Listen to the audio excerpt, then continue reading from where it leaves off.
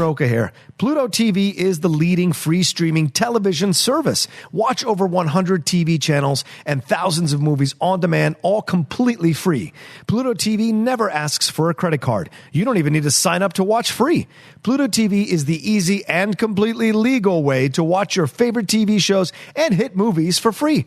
What are you waiting for? Never pay for TV again by downloading Pluto TV. You can download Pluto TV for free on all of your favorite devices today, including your phone, Roku, Amazon Fire TV, Apple TV, smart TVs, PlayStation, and anywhere else you stream.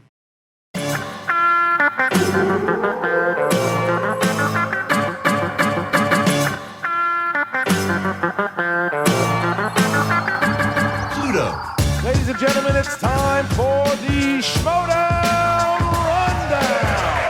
Introducing first, Frankie Stan Janet, and the host of the Schmoedown Rundown, Brad Gilmore. What's up, movie trivia Schmoedown fans? Welcome to the Schmoedown Rundown, the official after show for the movie trivia Schmoedown. We are live on the Collider Podcast channel, the Collider Podcast Network.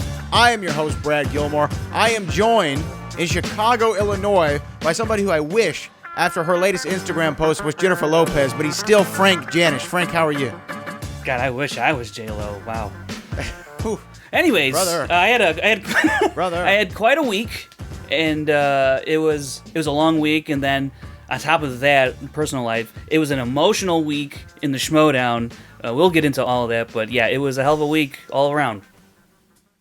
Ups and downs and back around was the week that was in the movie trivia Schmoedown. We are joined by a very special guest, somebody who probably had one of the most emotional weeks in the history of the league. A big loss, a birthday, a big win, a heated showdown on Collider Live. He had it all this week. He is, once again, the new movie trivia Schmoedown singles champion. He is the Outlaw. John Roca joins us live on the show. John, champ, Outlaw, how you feeling? I'm feeling great, Brad. How are you feeling? Knowing that you got to take back that prediction, knowing that I took care of business. You're riding on that Viviani train. How's it feel now, Brad? How's it feel? And Chris Clark. I think I predicted John, didn't I? Didn't I predict you to win? I think I did. I think that I did. Oh well, I think last week I think I may have predicted you win. But let's actually ask real quick the biggest William DeVise Viviani fan in the world, Chris Clark. How are you today? I've been better. I've felt a lot better. This entire week of Schmoedown was a roller coaster of just a bunch of competitors putting their hearts on their sleeves, and the amount of passion that this entire week has brought to us has been so fulfilling and eye-watering. That Bibbs' loss we lost him for the rest of the season, but you know what? We gained a lot of. It just feels like more togetherness. It's bittersweet, and it's great. So I'm happy for you, John. I'm still sad that you won, but I'm happy for you, my man. And let's rock this sucker, Brad. Let's rock it to the end of time. Okay, that's exactly what I expected from Chris Clark. But let's just talk about the week that was, John. First of all, happy belated. We got to do it live on the show. How was the Outlaw celebration? How was the annual Outlaw celebration? It was a lot of fun. A lot of people showed up. We did our thing on a Saturday night, a lot of karaoke there. That's usually my celebration 9 years in a row now. It's probably the last time we'll be doing it. I think 9 years is enough for karaoke. I'm at that age where maybe I'm a little too old to be sitting in the bar doing karaoke with a bunch of friends. So they let me know that at certain points all through the night that it was time to maybe hang up the karaoke spurs on that side of things, but a good time overall. And then my girlfriend really took care of me. Sunday night with a beautiful dinner, and then Tuesday night, my actual birthday night, hung out with a bunch of my friends, did our traditional Maggiano's dinner over there at the Grove. So a lot of fun, and of course that was retired as well. So I got to find a new birthday by next year. We'll see what happens. What is the go-to Outlaw karaoke song? Because for me, whenever I want to get the party started, I'm going Big Pimpin'. Big Pimpin', Jay-Z, UGK. I got to represent. What about for you? What's your go-to? Hey, you white boys, you do love your rap. For me, it is always Neil Diamond's America or Billy Joel's Piano Man. Those are my two that I start off with. But by the end of the night, I too am doing some rap. I'm usually doing some Beastie Boys with my friend Eric Rogers. We're usually knocking down a little Sure Shot, or we're knocking down a little Brass Monkey. Oh, okay. I like it. Okay. Yeah, you're going to take a shot at me, and then you name like the two oldest people in the world that you like to go to, Neil Diamond and Billy Joel. But you had such a great week just for anybody who's a fan of the league. We sometimes you and I would like to talk about NBA on Twitter. We'll go back and forth, and I think a lot of the times the journey of one player throughout a season is what makes it so compelling. Last year there was a big story about LeBron. Where is he going to go? The year before it was KD and Russell Westbrook, kind of that odyssey. And I think this year has really been the year of John Roca from so many different perspectives. The ups, the downs, you starting off the season on a high with a big team win against Top That, where you're the underdog, and now we're rounding out. We're going into the biggest event of the year, the Spectacular. You're going to be the defending champion. Just give me the bird's eye view of John Roca's season in the movie Trivia Schmoedown. I'll be honest with you. Starting out the year, beating Top That was great, but then blowing it against the Patriots again was really tough. Having the up and downs that we had, like there were maybe 3 or 4 times where I really thought about hanging it up and retiring and let these young bloods come in and do what they need to do. But, Christian's one of these guys that really believes in me and supports me. And every time I think I'm out, he, like Pacino, he pulls me back in and tells me, there's more here for you to do. And he's the one that predicted it last year, actually, before the start of this year. He said, I think you got one more run left in you as a champ, and who knew it was gonna come the way it did, and it was not easy. You're right, a lot of ups and downs, a lot of losses, but also some victories, and what have you. And here I am sitting with the belt on my shoulder once again, about to walk into main event Spectacular, which is something 3 years ago I never thought was going to be possible. That's for sure. Frank? Yeah, you had quite a year again representing the Top That, but then. Take me through what was it like after the loss with Top 10 and the Patriots. Now there's Anarchy, and you're going to team up with Dan Murrell. The whole Horsemen comes together. Before that, though, it was kind of you had a win against GTE, and then. But did the Horsemen pick you up? Because you said you had a lot of ups and downs. Was that something that helped you get through to the end of the season here?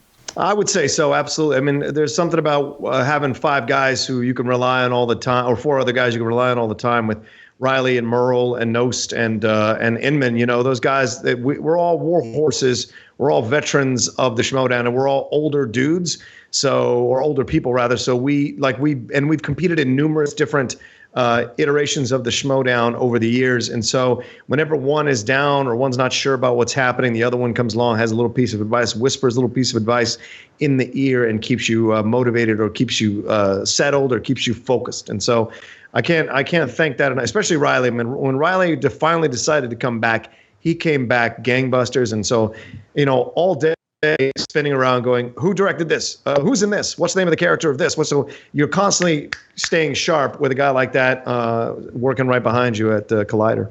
And what's the difference between the makeup of, I know obviously the personnel in the Horsemen, but what's the camaraderie like? What's the attitude, the atmosphere like? Because we've seen with the Five Club that they appear to be a very tight-knit group. What did you learn from the last time doing the Horsemen as opposed to this time with doing the Horsemen?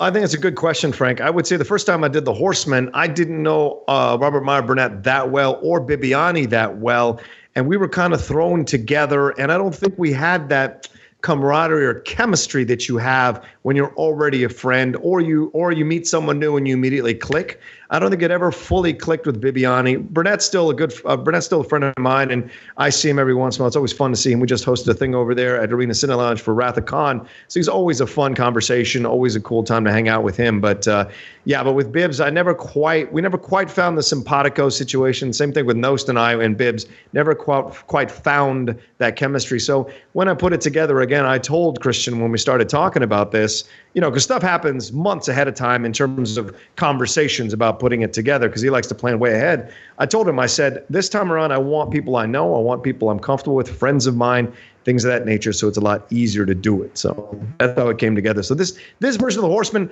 I don't know how long it's going to stay together, but this version of the Horsemen I'm the most proud of to be a part of. But how do you think that the run of the Five Horsemen has gone so far? Because for me, I kind of expected total domination. And maybe that's me putting too much pressure on y'all. No, but I'm not even trying to be funny. But I was like, you got 5 incredible players. And then what most people perceived as the longest yard tune-up game for Dan Murrell against Andrew Guy, it didn't go anywhere close to y'all's way for that. What was the emotion like first on that day for you having to be the coach, if you will, the Phil Jackson for Dan Murrell on that day? And then what do you think overall about the run so far of the Five Horsemen?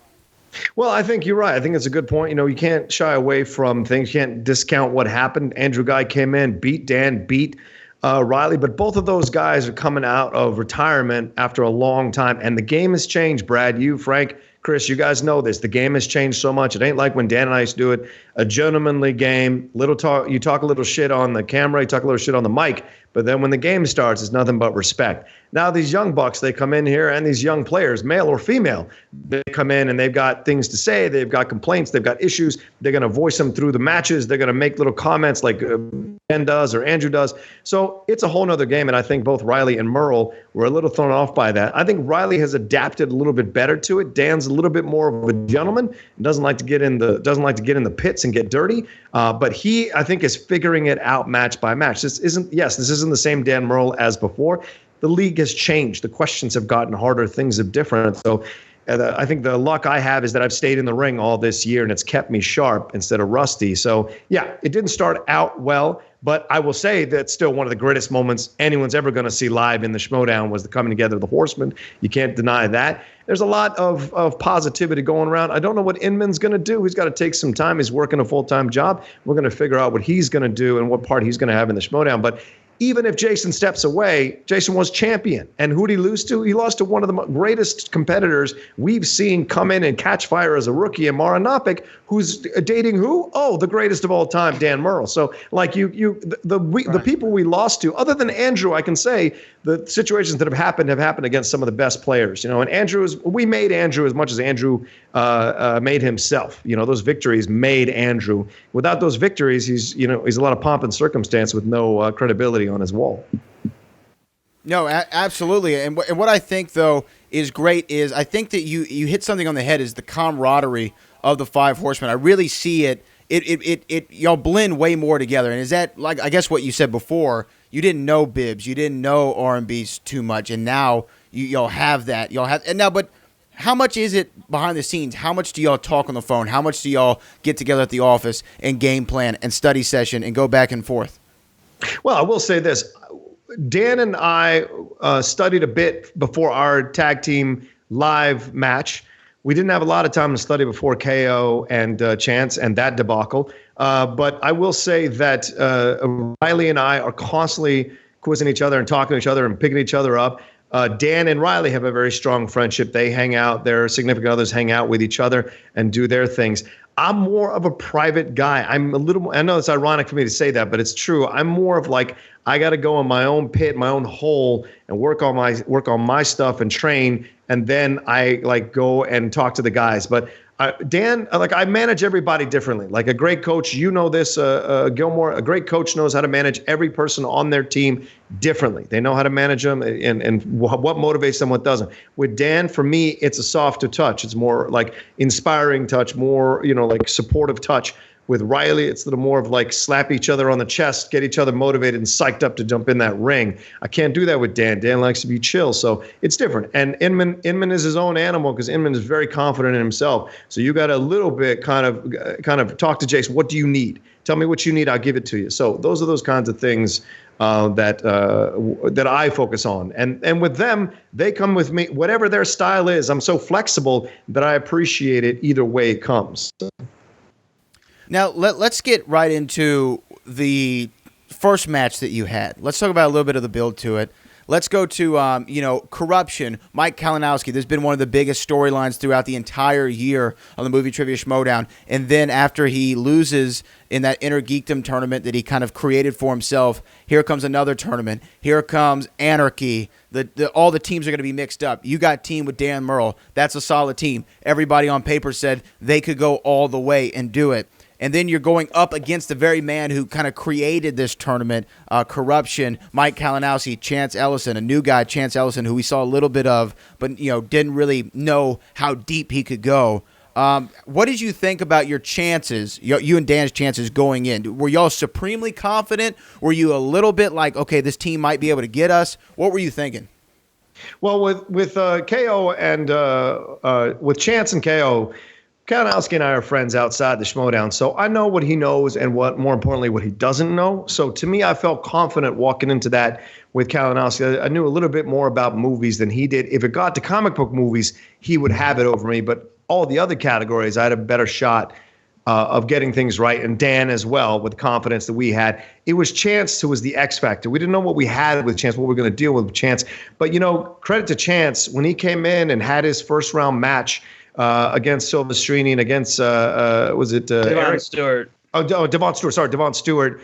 The crowd felt this every once in a while when you're sitting in a match, the crowd all of a sudden becomes like a crowd in a sporting event, like a wrestling sporting event, and they start chanting stuff. And people started chanting overrated at Chance, and the kid took it and rolled with it, and he immediately won my respect. He didn't lash out. He didn't get sensitive. He didn't get caught up in it. He just kind of focused on what he had to do, and he took care of business. That showed me a lot about him. So going into the second round match, I wanted to beat him so bad because these fans who walk off the bleachers and think they can just step in under the lights and hang with us veterans and us champions, nothing irks me more. But if you can back it up, then you get my respect, and Chance certainly backed it up in the match. Listen, I will never agree that decision was correct. What am I going to say with you? Ellis is one of my dear friends, Christian as well, but I will never agree with that decision. A 1-1 situation should have been there at the end of that first round, and we go into the next round, and then it's a clean win one way or another with no controversy. But O'Reilly is an Irish person. Russell is an Irish person. Owen Russell is a different person. So to me, those were the issues there going into that match. But that being said, incredible match to be a part of. My emotions were off the chart, as you saw when I stood up when I got that Danny DeVito answer correct. Yeah, and we definitely want to get to the end there, and we want to talk about the decision. Frank, did you have anything prior to getting to that you wanted to go over? Not really. I want to get into the meat of this match. All right, really. Let's do it then. Go ahead, Frank. So throughout the whole match, John, it was tied all the way through. And first off, what is it like to be in a match where it's just tied? There's no wiggle room. There's no breaking. What does that do to your nerves? What does that do to your mindset in a game like this? Well, nerves-wise, it's incredibly. How would you say this? It can be incredibly unsettling, incredibly like any. It's like almost like you're walking a tightrope. Any slight move and you could fall all the way down. So you got to keep it together. And you can't get too down, you can't get too low, and that's what I've learned playing the game so much. And against Kalinowski and Chance, you just want to stay in the ring. And there were opportunities in that last round. He missed that 3-point question. If Dan knows Hayden Panettiere, we're not even having this conversation. Right. And even more so, if in the first round I trust myself and write down and not erase Red Planet, which I wrote initially, and then put Mission to Mars, we win by a point. And I'm the hero if we're getting that Danny DeVito pull at the end. So those are those things that you just can't factor into a situation. You just got to write it out as it comes, and you learn that as you play. But it's definitely stressful. And that's why I give Chance a lot of credit, man. He hung in there and took it. Another person with maybe a weaker mind or a weaker belief in himself or herself might have crumbled in that situation and cost the match. Now, with all those things that could have made the match go your way, does that come into your mind when you're going into sudden death? Like, I wish we could have flipped questions here. I wish I would have wrote down this. Does that enter your mind, or are you just focused going into sudden death? Frank, there's, other players, I don't know how they do it and don't think twice about a match, but I do. And for me, I kept saying from the first round on quietly to Dan, I should have just left it at Red Planet. I knew Mission to Mars was Gary Sinise. I don't know why I didn't just leave it at Red Planet. And I was blaming myself because I'll tell you this, that first round, I was pulling answers from deduction, not from knowledge. Like the song from Easy Rider. I've never seen Easy Rider. Mm-hmm. So for me, I was like, what was a song around that time that would have worked oh yeah, get your motor running. Fuck it, I'll take a chance and see if that's the right answer. And it was. So those kinds of things, you kind of go, well, I should give that a little more credit as well, that we were in that match because I was pulling stuff that maybe I wouldn't have pulled earlier. But, you blame yourself for the occasional mistake or not trusting your instinct. And especially at the end there, I knew Danny DeVito before we asked for a repeat, but I wasn't sure it was Danny DeVito. So when Dan was like, we need a repeat, it was because I was thinking about the Latino guy that is his brother in the movie. And and I wanted to remember if maybe that was an actor who was famous for doing other things, and so we needed that extra time. Who knew that extra time was going to cost us? That extra, repeat was going to cost us in the next round. Dan probably could have used that to write David O. Russell. But what are you going to do? I'm sure Dan beats himself up for not knowing Hayden Panettiere or for not knowing or not writing David O. Russell down instead of Spike Jonze. We all have our things we feel guilty about afterwards. Now, I want to get into, because we know how Sudden Death goes, but I want to get into this challenge because there seemed to be some confusion just all over the place, whether you guys were challenging David O. Russell, you were challenging Dan Murrell's board, or whether or not the answer was given to him initially or not. Can you take, I don't know what you can say, but whatever you can say, can you give us just how long did that go on? Because obviously they cut it down, and can you paint us a picture how tense it was in there? Here's what I can tell you. I thought Christian had said, well, Dan answered first, he gets the point. I thought he had said that. Mm-hmm. So when the judgment came back, or when the challenge happened, that he didn't write it down, which, by the way, was led by William Viviani, who was the guy who was talking all throughout the whole match and trying to make a decision. Like for the paranormal activity, he tried to say there were 7 paranormal activities, not 6. So he was constantly trying to undercut us because maybe he was upset that he lost his match against Riley and Bateman with Nost. So I felt like he was trying to undercut me and Dan. So I had to deal with that throughout the whole match. So when the challenge happened, that's when he chimed in again. And then Jeff Snyder, to his credit, was like, wait a minute. He looked at Chance's board and saw that Chance had written David O. Russell with an apostrophe. And I was like, oh, I didn't even think about that. That's not the right name. So I challenged that. So it became a whole thing back and forth. And then when they came back and made the decision, here's what I'll tell you. The guy who edits the Schmoedown, I owe him a steak dinner, because he removed about 10 to 15 minutes of me losing my mind. Because Aaron Wilhelm, guys. Aaron. Shout out to Aaron. I didn't know if we could say his name, but shout out to Aaron. Aaron is a friend, and I thank him forever for editing down the way he did, because I was very, very upset. I hope that footage never sees the light of day, but that'll show you that, I was very intense about that match and very upset about the way that decision went. And I had to be talked back into doing the post-game press conference. If you see that, or the post-game interview rather, I'm wearing my top 10 shirt, but I'm not wearing, my hat, my belt, or, and I'm just like speaking from the heart. That was all from the heart. It was a long day. The poor production staff had been here past 6, and they were just like at wit's end. So I'm sure they were happy to see this thing get wrapped up. But I personally was extremely pissed about the decision. And I still am. Like, I'm friends with Mark Ellis, and it's cool, but I'm still mad about how the decision went. But you got to accept the judge's decision. And the thing is that you don't want to put yourself in a position where a judge decides your match. Sure. So at the end of the day, what can you do? I'll say about the call, I understand the ruling. I get that it's the rule. However, I think in this instance, I think they leaned too much on the rule when they could have made a judgment call for the sake of the game. I've seen that argument out there out in the Facebook group, and I agree with that. I think it is interesting that John, you are in a lot of these situations. But I think it speaks to the competitive level that is in all your matches. I don't think anyone can deny the fierceness that comes with you in any match there is, and I mean it's going to happen. But it's also what makes people root for you.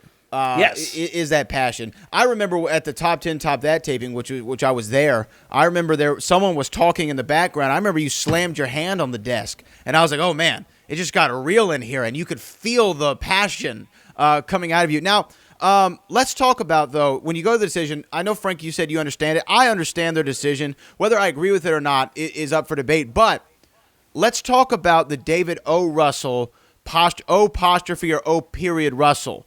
To me, it kind of comes off like a Geppetto thing. You know, like it was misspelled, right? But it's still phonetically David O. Russell. Right. Well, then in that case, Lena Headey and Lena Headley, there should be no difference between Lena Headey and Lena Headley. You knew who I meant. You knew who I was talking about. You knew but it's what not phonetically the same. Phonetically the same. An L doesn't make it like an L doesn't change the meaning of the person, just like O. Russell doesn't change the meaning of the person. If he had spelled it, well, I see your point with the Geppetto. That's to me, I don't know how much I can argue that because that's a person's that's a character's name, right? So maybe you don't spell that correctly, but this is an actual proper person's name. And so in my opinion, you got to get that right. If we're going to go by, because if you're going to go by the letter of the law, then you go by the letter of the law all the way through. To me, you can't make judgment calls where it's convenient and then letter of the law calls when it's convenient. And within both of those challenges, there was, well, we're going to use the letter of the law for this, but we're going to judge it through the spirit of the law here. And I thought that's where I found, that's where my issues lie, the inconsistency. If Dan didn't write it down on the board, but said the right answer before anybody could say the right answer, so he had it right, didn't cheat.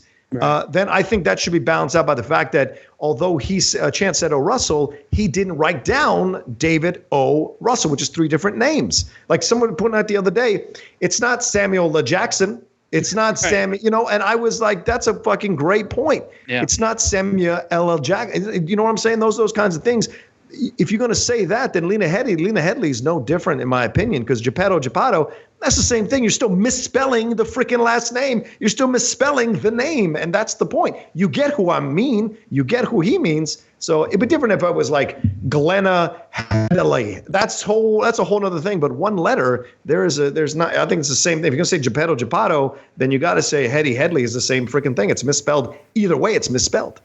Yeah, no, and I like I said, I can see both sides clearly. I guess I'm just trying to be a contrarian a little bit. I guess to me, if there was, and maybe there is there an actor named David O. Russell with an Irish last name? There is. There is on IMDb with 1 credit. And I'll tell you this, Brad, I almost turned around and was like, look, it's right there on IMDb, but I know it would have fallen on deaf ears, and it was just a combination of factors. We had been here so late. We had waited for Dan an extra hour to get here, so the production staff was stayed extra late. Those guys don't get paid extra to stay and record these matches, so they were at wit's end. So everybody just wanted to end. So it was a bad, just a combination of factors, and that's the way it goes sometimes. Does it suck? Does it stick in my craw? Yeah, but you have to move on. I do feel like we've had this David O. Russell problem before. I can't remember what match it was. I think maybe someone in the chat could point it out, but I feel like we've had this issue before, and I couldn't quite remember, but I feel like we have. But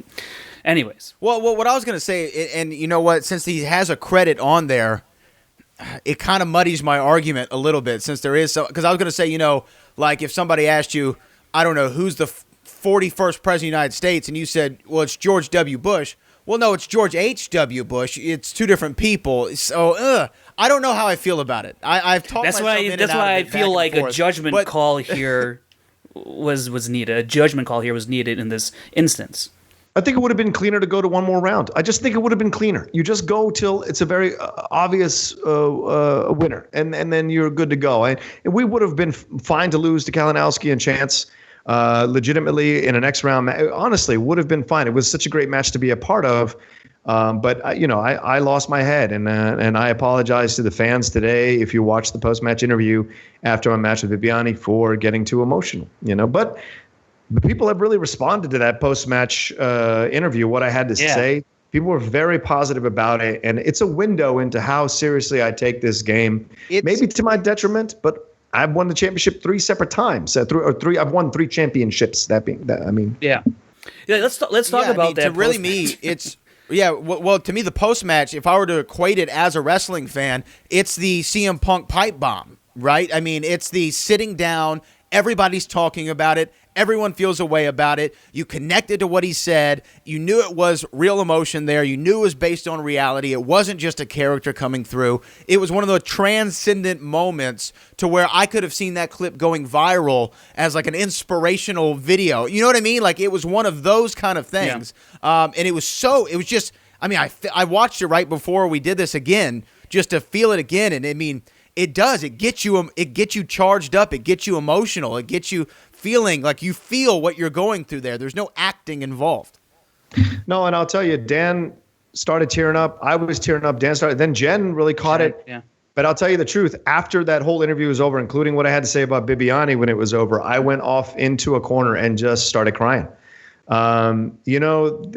Sometimes these matches take a lot out of you emotionally. People don't know. We're doing it for 60 to 100 to 300,000 people. Sometimes they're doing it in front of 300 people live. And you're getting all the shit online, social media from fans in that group, both positive and negative, online, positive and negative.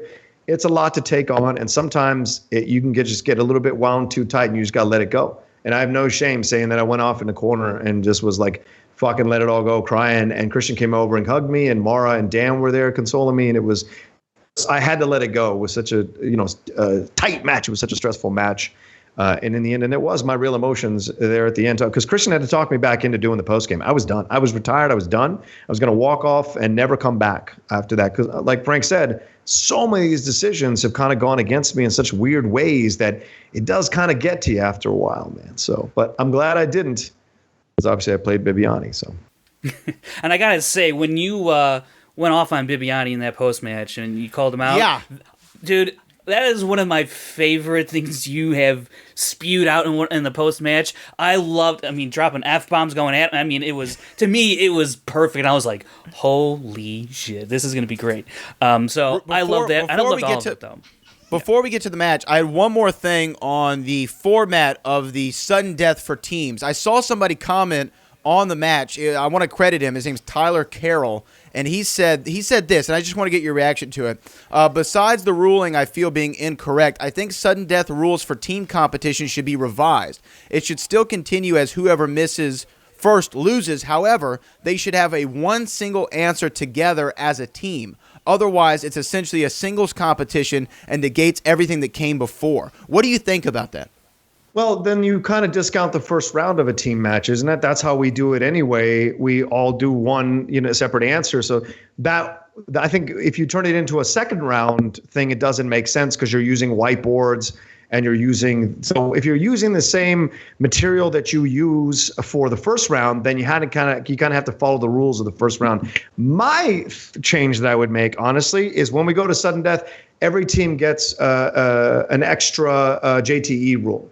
That to me makes the most sense. You wipe out all the JTE rules from the first 5 rounds or 3 rounds if it goes sudden death that way. Then you each get one new JTE rule. That's it to use in the sudden death. That makes the most sense to me. When we have a rules meeting again, that's one thing I will propose because I think that helps everybody out and that keeps the game a little more clean in my opinion. But I respect Tyler's point of view. I just think you're asking for second round match parameters within a first round match situation. I just think you guys should just play a brand new match again. Just play a whole new match. Just do it again. Run it back. Run it back, John. Okay, so we talked about William Viviani. It got very heated in that post-match interview. You were calling him out, calling him all kinds of names. Y'all were former teammates, faction mates. And then we had Collider Live. And here's the thing. You know this, John. I come from wrestling, right? I come from pro wrestling. I see people pretend to hate each other all the time. Right, to sell a story, to sell a match, to sell a pay-per-view. I see it all the time. This was one of the ones where I'm sitting as the jaded wrestling fan watching it and going, is this real? Do they got real heat with each other? I couldn't tell. I could not tell. And I think that's and I don't know. I don't know if there's real heat or not. There could be, there couldn't be. It's not my place to ask or even judge it. But we can ask. It felt real. It felt very real. Yeah, I will tell you this. What I say in the post-match interview, that tag team match, that was real. He was butting in way too many times against us, in too many situations that just pissed me off because I don't do that in his matches. I don't try to undercut him or do those kind of things. It felt to me like he had a personal vendetta to see us lose, to keep this narrative going that the Horsemen don't survive when they join up with John Roca because he choked and lost matches when he joined up with me. So if other people thrive in the Horsemen, then he has to take a look at himself, and he can't have that narrative going forward. That being said, I don't feel proud about the things I said as much as I felt those emotions, and Frank likes watching them. And listen, watching it back, that's John Roca. That's really John Roca. If you ever piss off John Roca, that's exactly what you get. But that being said, though, the Collider Live thing, I think I want to say that I feel terrible about that because I think it did get a little real between us. I think both of us, and but me more so than him. I think he was trying to play the part. And Brad, you know that sometimes you forget these are people that don't know how to do the wrestling thing, and I do. And sometimes I err on the side of thinking everyone's on the level that I'm at in terms of understanding how this wrestling thing works. And I can understand that I should be the bigger person in a certain situation because it's okay for me to take the back seat in these moments. And I should have just let Viviani say what he needed to say. Should have responded a little more chill. But I let my emotions get the better of me in that moment because there is a little heat between Bibbs and I. I'm not going to lie. I don't appreciate some of the comments he said both on and off camera towards me or some of the actions he's taken. But that being said, he's a great competitor. And I feel terrible about how that Collider Live thing went. And I made sure after the post-game interview to apologize to everybody about the tag team match. And I will apologize to Viviani the next time I see him face-to-face. Because that's not how a champion, now that I am a champion, should conduct himself in carrying the brand of the Schmoedown. Frank? Yeah, I hear what you're saying, and it was interesting to watch Collider Live, that segment. And I'm like you, Brad, I didn't really know, but I kind of had some feelings one way or the other. But I think we need to get into this title match because this is one of the best title matches of all time, if you ask me. This was an absolute drag-out, knockdown fight. I mean, it was a heavyweight championship of the world stuff. I mean, this was something to see. Yeah, it was a great match. I was honored to be a part of it. Bibbs is a fantastic champion, very knowledgeable guy about movie trivia. And when you go toe-to-toe with Bibbs, it was an experience. Like, I was both inside my body and outside my body as the match was going along. And you can tell when I win the match, I don't even jump up and scream or anything. I'm more like, oh, wow, this actually happened. This is happening. I really did win the belt again. And so with Bibbs, you can't get too down. You can't get too low once again. But you also can't give him too much. And I think that's where I didn't allow him to get in my head. I saw some people commenting, oh, the singing really threw off Roca at the beginning. No, it really didn't. What it did for me was I had heard from other people what he was going to do. See, his people that he brought out to sing, one of them told me what they were going to do. That kind of clued me in about what to do in that situation. So I brought my noise canceling earphones in to Bose and those QC35 I brought them in on I've never done that before. I've worn them, but I've never put them on before when I was doing a match. But I brought them in because I knew what they were going to do. And as soon as those people started filing out, I opened my case, calmly put on my Bose, found my soundtrack music that hypes me up for the match. And once I found the right track, I walked right off the set. As soon as they kept going, yeah. No, but I did. I liked that from Bibbs. I thought that was a real, like, let me get in your head type play by him, which was a very cerebral move. I really did. I thought this was a championship level, pull out all the stops. It was Conor McGregor holding on to Khabib's gloves during the fight. You know, he was like, I'm going to get in your head as any way that I possibly can. So I did appreciate it, but you were right there with it. Frank, back to you.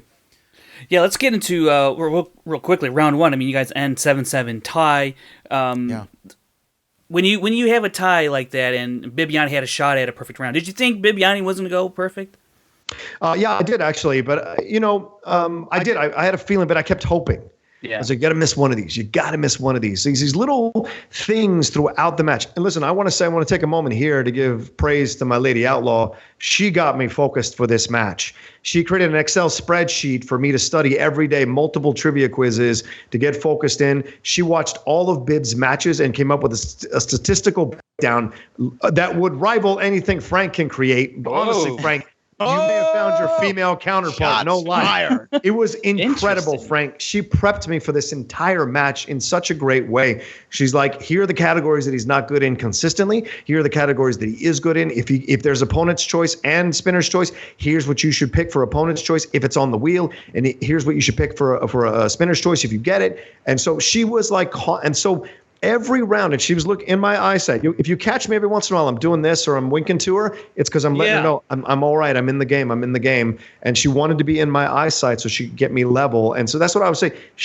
I don't know if I would have beaten Bibbs without her. I want to say that I wouldn't, because she prepped me in such a way that no matter what was happening, I had confidence. So when he was getting those answers right, and we got to that last one, that Corleone thing, she knows that he's not great at specificity within the classics of certain movies, crime movies especially. So when he didn't know it, I was not surprised. And the fact that I knew it was a positive in keeping us level. So there were certain things throughout the match that she was completely right about, and it blew my mind, dude. It really blew my mind.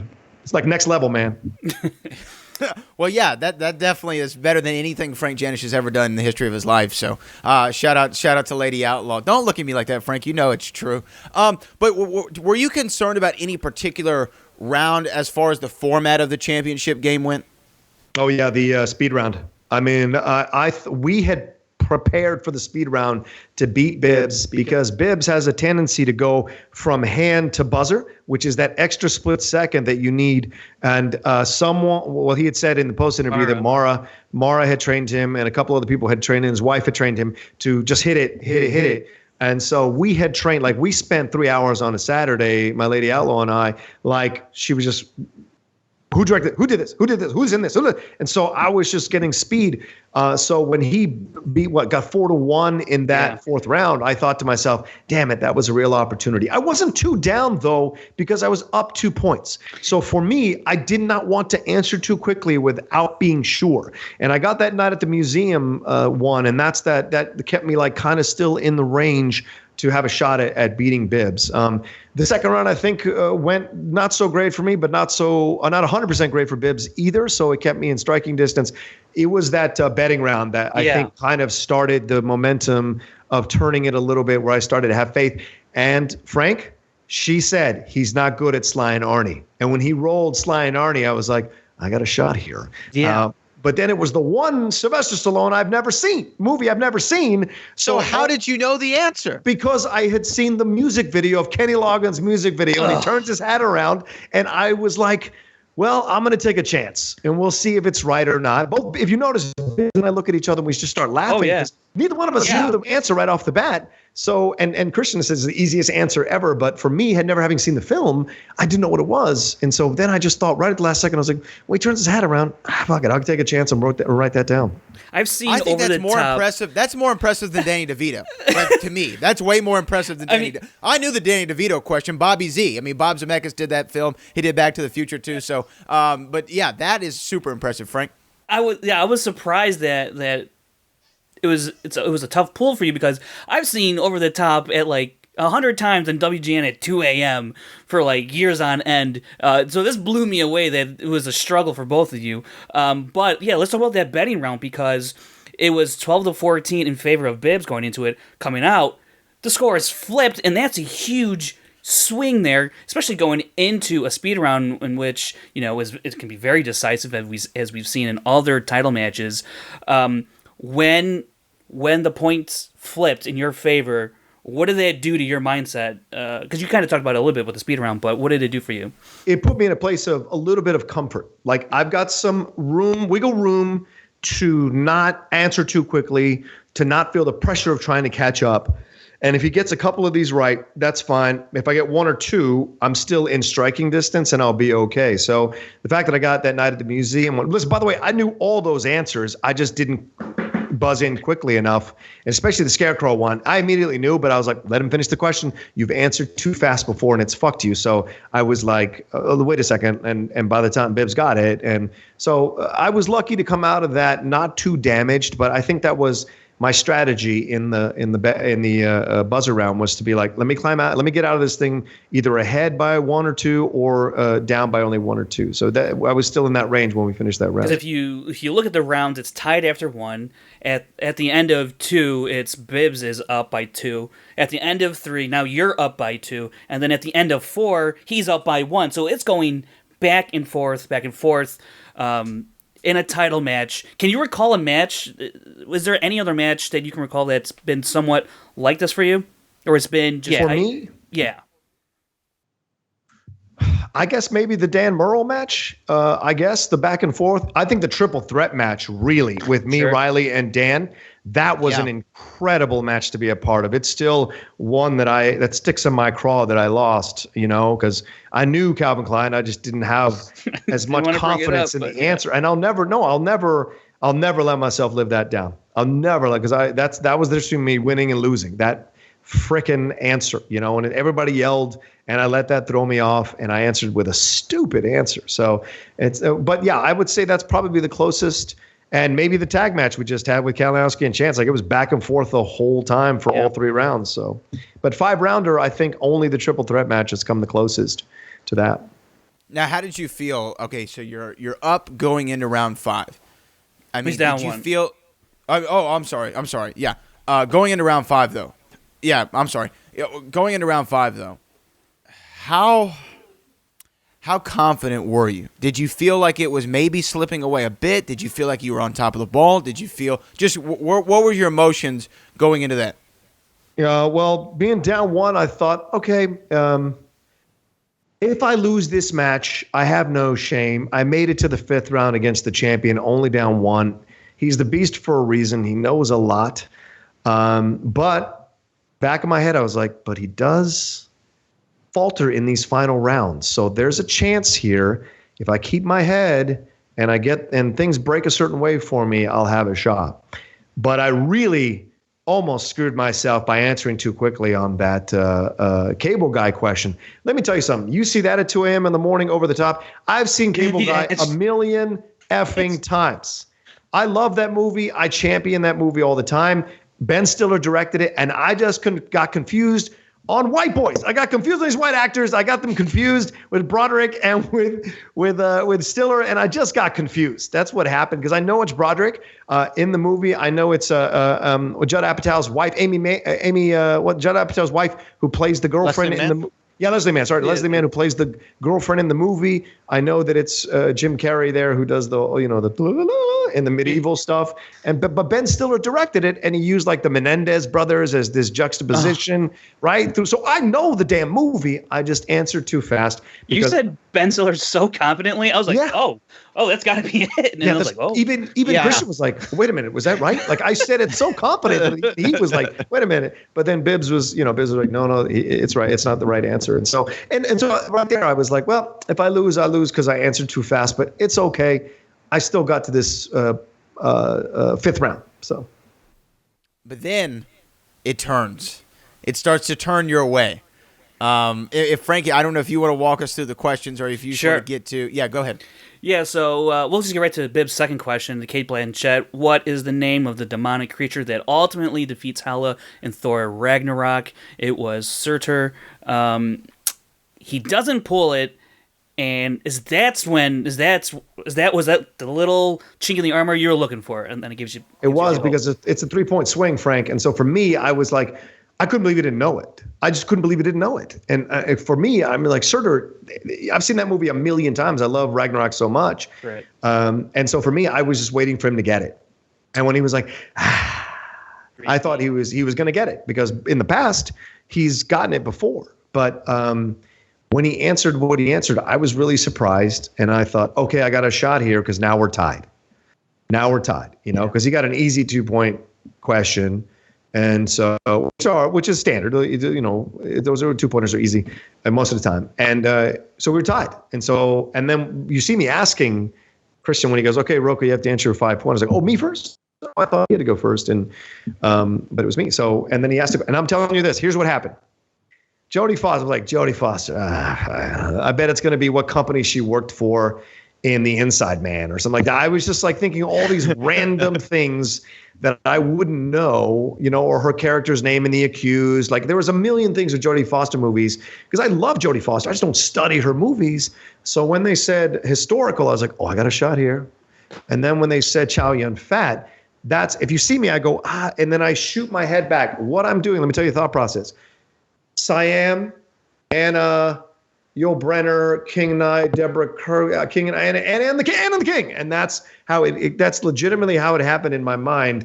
I put it together eventually. And I just got lucky. Like I said, I just got put it together in my mind that I knew it was back there somewhere. Sometimes I physically have to literally go find it and pull it back out to the front. So when I was there, I was like, okay, at least we'll go to sudden death. At least even now, I have even more comfort that I got this far. Could you imagine going to sudden death after your KO match? I don't think you would have wanted that. Ooh. Your heart couldn't take it. Yeah.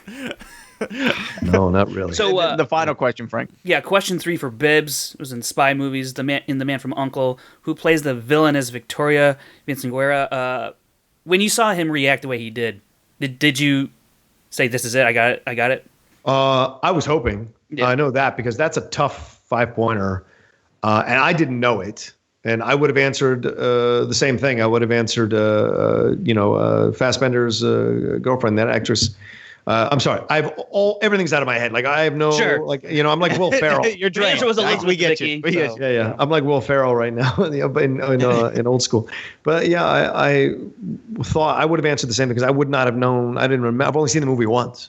Okay. So, but spy movies are tough, man. So once again, you get lucky in this game sometimes, and you play with strategy, you play with skill, but a little bit of luck always helps. And he didn't know the answer. I'm surprised he didn't use the other 2 JTEs that he had, but maybe he knew no matter how much time he wasn't going to get it. Like with me, with Michelle Monaghan, I was not going to get the right answer. Or Black Phillip, I was never going to get Black Phillip. Like I used them all, but it was to no avail because I was never going to get Black Phillip. So, and when he didn't answer it correctly, and they said my name, if you see me, I'm more shocked than anything else. But also, I'll be honest with you, quietly confident. Like I did it. Like I just did it, And then Snyder jumped all over me like. Yeah, I was gonna say, who was the guy in the mask? And it looked like Snyder. It seemed like it's Snyder. Yeah.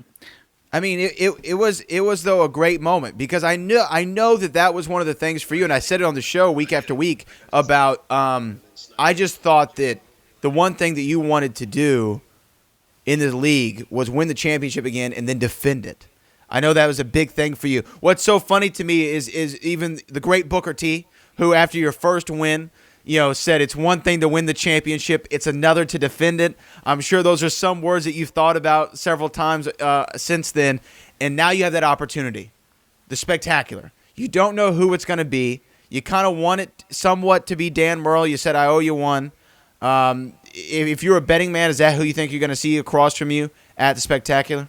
It's tough. There are so many great people in this tournament. Clark Wolf, Dan, Chance, Ethan Irwin, so many heavyweights roaming around there. I don't know, and Draco, I don't know who it's going to be. And the disadvantage is that I don't think I'm going to have as much time to prepare as I did for Viviani. So, it's been a bit of like, okay, how do we get going? How do we get rolling into this situation? So whoever it is, I do want to defend it. I want to go to a certain place to defend it again. And so for me, it's like I'm really focused on beating the person, whoever wins, because every single person who could win this tournament, I could have an angle with, to be honest with you. And so it excites me on that level too. Like there's a lot to play with each of these people.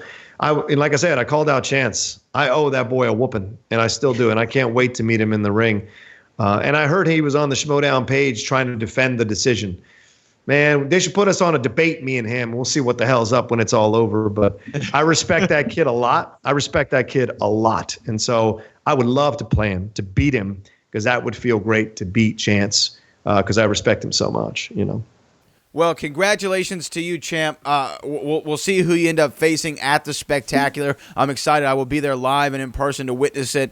And I think that the movie Trivia Schmoedown is a better league with John Roca involved. And now John Roca at the top. The Outlaw is back at the top of the mountain. I know Frank Janish is happy. Chris Clark, not so much, not so much. But I know that you're ecstatic, and it's good to see John. And I want to thank you for taking the time to come on live with us on the Schmoedown Rundown and discuss your epic week in history. Thank you guys for having me. And Gilmore, next time choose correctly, you son of a. Next time choose correctly. Don't lose faith in the Outlaw, son. And Chris Clark. Christopher, I'm gonna send you some outlaw cry towels for you to dry your tears there, Chris. I'm sorry I had to take your boy out. No, it's all good. It's all good. Well, we know we got to get you out of here. You can follow him on all social media at The Roca Says, of course, on Twitter. And, John, we will see you soon defending that championship at the biggest event of all and the main event of the Spectacular. Until then, John, thank you so much. Thank you guys for having me. Everyone, take care. And thanks to all of Outlaw Nation for supporting me. Couldn't have done it without you. Absolutely. Thanks, guys. Awesome. Thank you. Thanks. The champion, John Roca. There he was, Frank Janish. Frank, I know that there's still much to discuss here when it comes to the movie Trivia Schmoedown in the week. I know that we broke everything down with John Roca there, but we got to talk a little bit about the match a little bit more. And I know, Chris, you had some thoughts that we wanted to get your opinion on because William Viviani, that is your guy. And I know you felt a kind of way. So I just kind of want to give Chris Clark, our producer extraordinaire, I want to give him the floor right now. Let's talk about how you felt about the match. Look, the entire match itself, it really was phenomenal in every aspect of the gameplay and the actual kind of... I look at each match that I'm invested in as kind of a mini movie and how it kind of has a certain rhythm, a kind of certain kind of arc to it. And the match that we had tonight was really, really invested and it was really, really theatrical.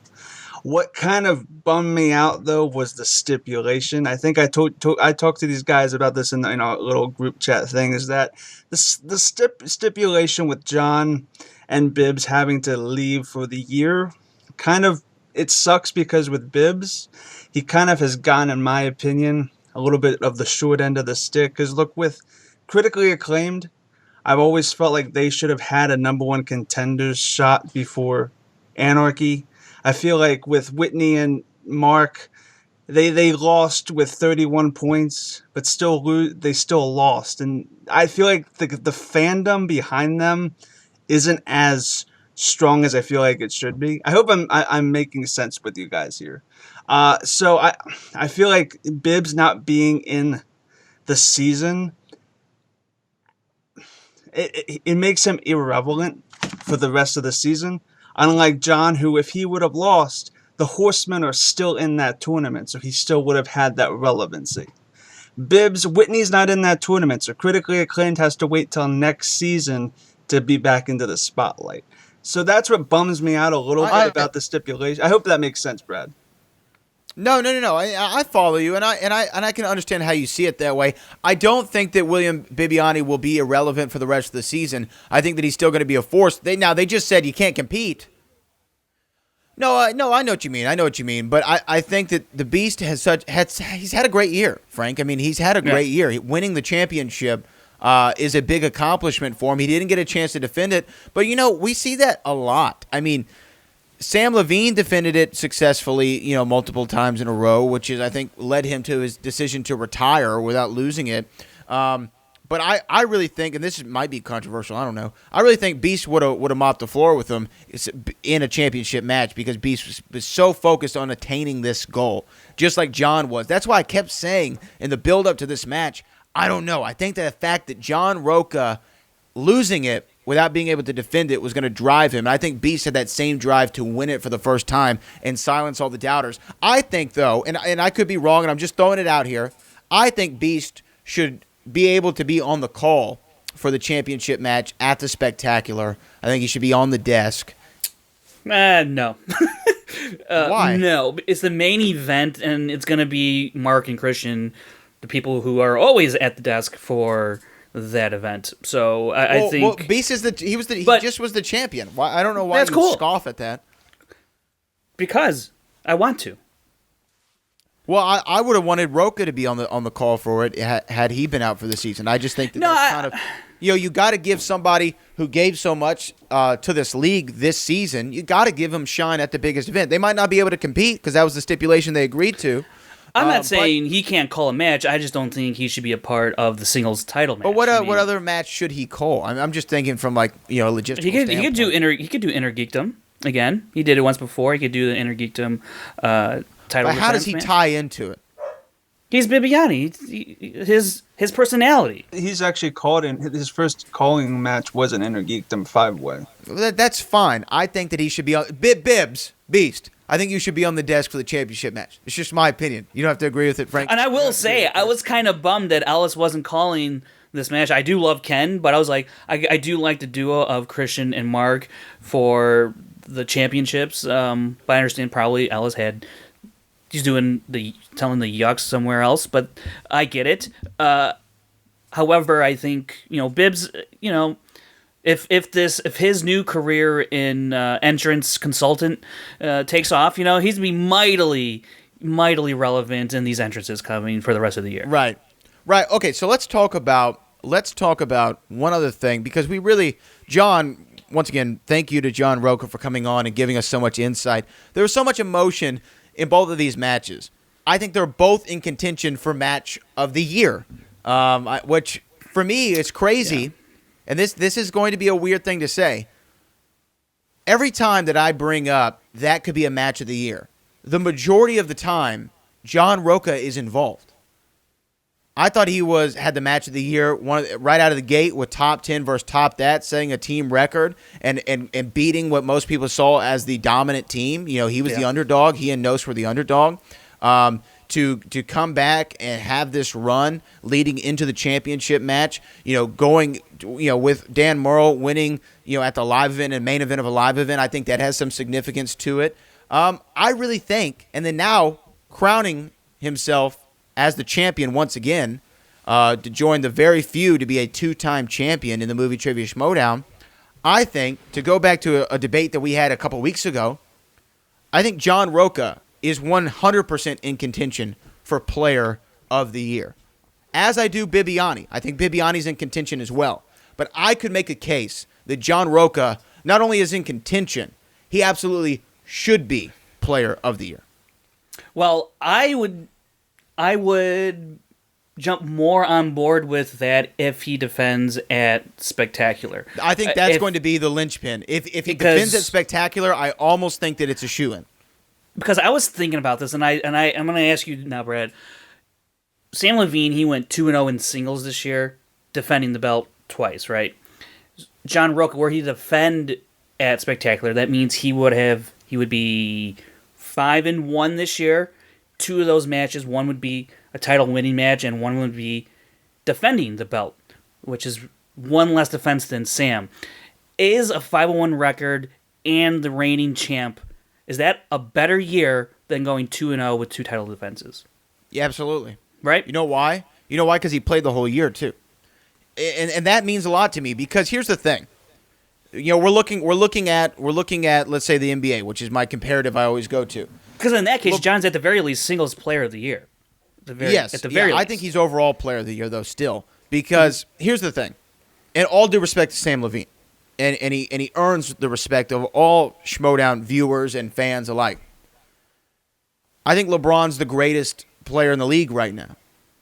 But if LeBron played 41 games for LA and he was out the rest of the year, and he had a career high stat line, they had undefeated streaks, they're number one in the West, they're the 1 seed, they're the favorite to take it all, and then he says, you know what?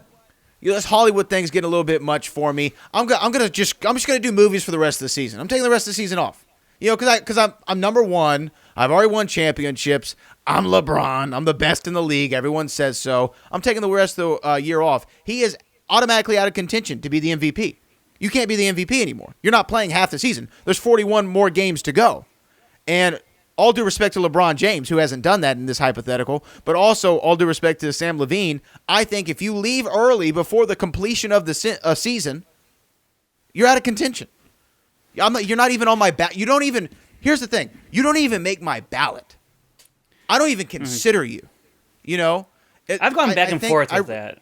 I just think that there's got to be certain. You know, like to be in the Rock and Roll Hall of Fame, to be eligible, it has to be like 25 years after the release of your first album, right? That's like the eligibility requirement. I think that when we look at Singles Player of the Year, there has to be an eligibility requirement, meaning you were around and active the majority of the season.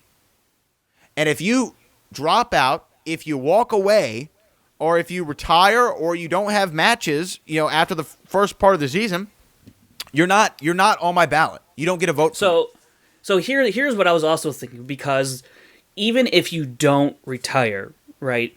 Let's say, because you can't control your scheduling, so you may go months without a match. That's through no fault of your own. That's just kind of the way it works. The roster is actually pretty large now across all divisions, so it can take a while to get a match.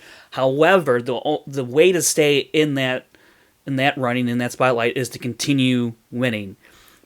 By continuing to win, that ensures you another match. So you will stay playing throughout the whole year. Now, your odds increase, obviously, the more leagues you play. If you play in singles, it's going to be very small. But teams, intergeekdom, it can help stretch it out the entire rest of the year. So I'm curious, or I'm not curious. I've been debating whether or not, how many matches would Sam Levine had? Let's say he would have had to then defend against Snyder, presumably, because I don't think the Viviani Roca match would have, or a Viviani Snyder match would have happened had Levine not retired. So I think he would have to defend against Snyder, then possibly Viviani or Andreyko. So one of those two, I think, would have faced up against Levine. So that's two matches. And we're assuming he defends again. So he'd be 4-0 in singles. And then he would have to defend this. Maybe this defense right here in this time of the year doesn't happen. It happens again at Spectacular. So 3, possibly 4 matches he missed out on. However, if he had defended 4 times and then loses once, it's how do you argue against that for one league, So, what I'm asking is, does that missing those matches, does that really take away? Because he's not going to play as many matches as anybody else would throughout the regular season, because he's only defending now. He's not going to be in a tournament. He's not going to be in a mini, tournament that happened with Roca, Bateman, Guy, and Riley. That's not going to happen for him.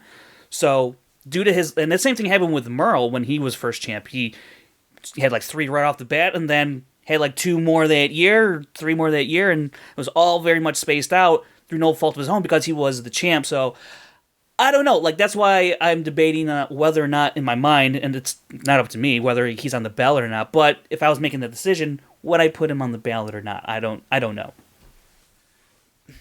You can't graduate from high school with a 50 average. And with a doctor's note, you might.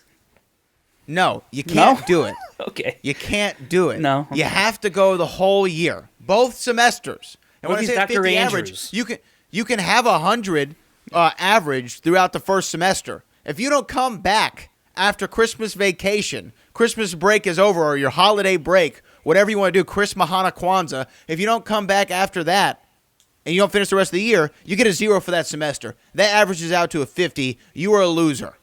You're a failure. You don't get credit. You don't pass go. You don't collect $200. That's just, to me, the soup to nuts of this situation. Sam Levine, as great as he played, and I'm not saying he doesn't deserve a mention, somewhere for the Schmoedown Awards. I mean, we can mention it. An honor. You want an honorable mention, is what you're saying. But you don't think we say, you know what? Before we open this envelope, shout out to Sam. and now here's the player of the year. I mean, and I don't want, and I know I'm turning it up a little bit for the show, but that's really how I feel. I think that Sam Levine's an incredible player, had an incredible first part of the season. Eligibility requirement, to me, he doesn't meet it. Therefore, he's not in contention. Sure. I liked your argument that you wrote up about Rachel Cushing. I think that she's still, as far as I am right now, if these were the polls, I think they'd reflect the Texas Senate race. I think it's like 50-45, with a lot of undecided in there. It's very close. It's in the margin of error for me between John Roca and Rachel Cushing. You never know what can happen before the end of the season. But I even think win, lose, or draw for the spectacular for John Roca, I think that in my ballot he'd still finish 1 or 2. So also we gotta talk about the gauntlet winner. Whoever is the gauntlet winner, they're gonna have to go on a run. If they want to be champ at the end of the year, they would have to win 6 matches in a row. Only one other person has done that, and it would be Sam Levine. Who's that? Yeah. Yeah. So that's the only way I could see someone overtaking John, because the person in the tournament who's just in the 7, they'll have to win 3 in the tournament and then 1 in Spectacular, so that'd be 4 in a row, and they would have, aside from Chance, he's the only one in the tournament who hasn't played a singles match at all. Everybody else entering the tournament is actually coming off a loss, except for Chance, because he hasn't played in singles. Aside from the Gauntlet winner, who have played 2 matches, they went a 2-game winning streak, and they'll face Clark Wolf. But so no one's going to have this huge streak over the year, or a pretty dominant record. I mean, they're going to have to win 4 in a row if they want to be the champ at the end of the year. Could that person then be player of the year? Could that player be player of the year? They go into Spectacular. They go through the tournament, win the tournament, well, if the Gauntlet winner, and then beat. If the Gauntlet winner, I mean, I think the Gauntlet winner. If the Gauntlet winner does it, it's sewed up. It's done. That's 6-0 run, the player of the year. Yeah. 6-0 run and cap it with a championship win at the biggest event of the year in the main event. Yeah, you got it. As far as the tournament winner overall, I think they're in contention once again, especially if they win the championship. That's why the end of the year is going to be so interesting to watch. But right now, honestly, for me, it's a toss-up. I could literally flip a coin between John Roca and Rachel Cushing on who I think is going to take it right now. I think John makes a phenomenal case to do it. Made history. So did Rachel Cushing. Rachel Cushing's dominance over all the leagues, very good. But this championship match, to me, changed things. Clark Wolf could make things real interesting, because if she runs through the tournament, ends up a singles champ, and defends at Spectacular, she's a double champ. She wins. She wins. That's locked up. Right? Yeah. There's a million ways this could go. It's fun to talk about, but it's exciting to know that we're this far into the year. We're nearly over, and we still have no idea who could take this home. It's pretty awesome. That is the movie trivia Schmoedown for you. And you know what, Frank? I feel like we've covered a lot here. I feel like we've covered a lot of ground. We've talked about a lot of things. I don't know if there's anything else on your rundown or your agenda that you'd like to get off your chest. Chris, you do the same. There's something I'd like to address, though. It's been now, almost a week by the time this airs. So I don't see how this is relevant. I don't see how this is relevant. I think that it's safe to say, who the hell cares? We spoiled the main event. Hey, so we're gonna. Well, you don't gotta bring it up. Come on. Well, no, and I'm saying we John Roca was on the show. He was the champion. We spoiled the championship match today. What do you mean? Everyone saw him on. He had the championship around his shoulder. Sometimes, okay. So anyway, want to say it's proud. I really recognize John Roca because, champions recognize champions around here. And I want to shout out to everybody who watched the Back to the Future Rundown Schmoedown and enjoyed me whooping up on Frank Janisch. And I want to shout out William Bibiani, now the former champion, and Robert Meyer Burnett, Chris Clark, and of course you, Frank, for making the challenge. I am the champion of the world. And, it was a very great match for all those who watch it. If you haven't watched it, now you know the result. But it's still fun to watch Frank Janisch get his face pounded in via Skype. And I really appreciate it, Frank. I really enjoyed that. I'm glad. That's it. Well, but I bring this up for more than gloating purposes, because the first rundown Schmoedown, I pretty much won that too. Aaron Turner did very well, and shout out to Aaron Turner, we love you, and you did not so good. That was it, right? It was just the triple threat, and then we went into the second rundown Schmoedown, which was all Back to the Future, which I kicked your ass in again. So, the way I look at it, I'm up 2-0 against Frank Janisch at least. Sure. And I feel like, Daniel Cormier said about the John Jones thing, it's not a trilogy because he won the first two. It's not really a trilogy fight. But I disagree with that logic. I think people want to see one more. I think they want to see one more. You think so? I think so. And I've gotten to know you a little bit over the past year, and I know some of the things that you like, and I know Star Wars you like, but they already do that in the movie Trivia Schmoedown, so that doesn't even count. We don't even count that as a league here. We're not even going to think about that. But I do know that you have a certain proclivity, you have a certain fondness of another film series that some might say is a great trilogy. There's a great remake in it. There's even a great reboot now in the franchise that it is, and I would like to, because I know you're a big fan of it, I want to do you a solid, because, I am the Back to the Future champion of the world. I want to do you a solid. I want to challenge you to a match. You're going to challenge me? Yes. And I'm going to challenge you.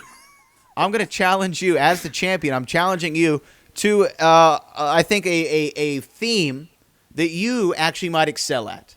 You did the favor for me. I'm extending the courtesy to you, James. Is that right? Is this right? Earlier this year, we saw the reboot of this franchise. The original came out in the 1960s. The best of the movies came out in 2001. I am challenging you, Frank Janisch, Rundown Schmoedown 3, to an all Ocean's 11 Rundown Schmoedown. That's the original. Ocean's 11, Ocean's 12, Ocean's 13, Ocean's 8. I'm challenging you, Frank Janisch. Do you accept? Gladly. It's on. It is on. And you know what? We'll have a date set soon, but it's going to be Rundown Schmoedown 3. We're going to close the year out on a high note. All Ocean's 11 films. Do you love Brad Pitt? Do you love George Clooney? Man, he looks 60 in the movies. Oh, man, Matt Damon. What a dreamboat. Julia Roberts. My kind of gal. We're going to settle it. 1-on-1, Frank Janisch. 1-on-1. Yeah. No trickery. No nothing. You and I. Ocean's 17 franchise. rounds. We should go 17 rounds. We'll figure out maybe there'll be some special system. I don't know yet, but that's what's going to be. So I'm looking forward to that. Thank you for accepting the challenge. But what a historic week, like we said in the movie Trivia Schmoedown. I want to leave on this. I want to go around the room. The best part of this week, one singular moment, not a match, not anything, just one singular moment for everyone here. What was the best part of the week? I want to start with Chris Clark.